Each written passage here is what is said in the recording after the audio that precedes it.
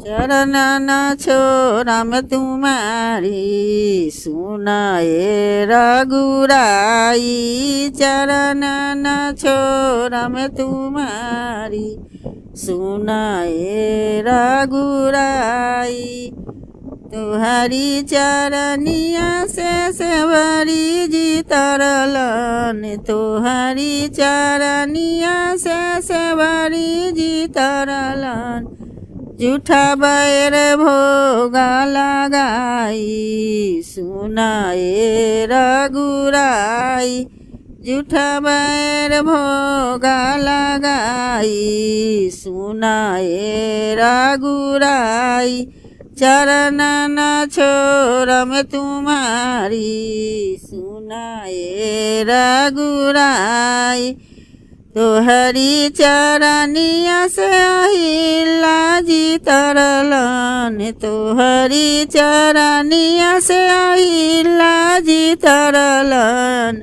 पत्थर से नारी बनाई सुनाए रघुराई। पत्थर से नारी बनाई सुनाए रघुराई। चरण न छोड़बो तुम्हारी सुनाए रघुराई।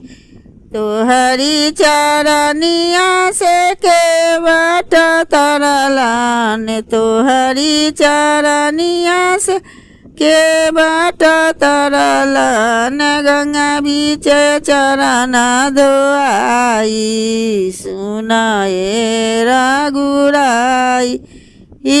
गंगा बीच चरण धोआई सुनाए रघुराई। चरण न छोड़बो तुम्हारी सुनाए रघुराई। तोहरी चरनिया से विभीषण तरलन। तोहरी चरनिया से विभीषण तरलन। लंका के राजा दिलाई सुनाए रघुराई।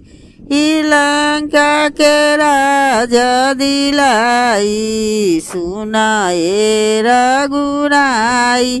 चरण न छोड़बो तुम्हारी सुनाए रघुराई। चरण न छोड़बो तुम्हारी सुनाए रघुराई।